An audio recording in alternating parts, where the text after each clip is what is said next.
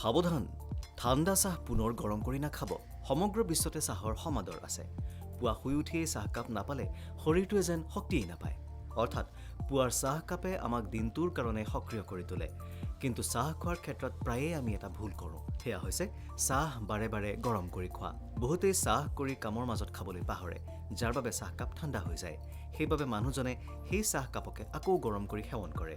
ঠিক একেদৰে হোটেল বা ৰাস্তাৰ কাষৰ চাহৰ দোকান আদিতো একেখিনি চাহকে বাৰে বাৰে উতলাই গ্ৰাহকক খাবলৈ দিয়া হয়। কিন্তু এনেদৰে চাহ উতলাই থকাৰ ফলত ই আমাৰ শৰীৰৰ কিমান ক্ষতি কৰে আপুনি জানেনে? চাহ বাৰে বাৰে উতলোৱাৰ ফলত ইয়াৰ সোৱাদ একেবাৰে নাইকিয়া হৈ যায়। অকল সেয়াই নহয়, চাহ বাৰে বাৰে গৰম কৰাৰ ফলত চাহত থকা প্ৰয়োজনীয় পুষ্টি তত্ত্ব একেবাৰে শেষ হৈ যায়।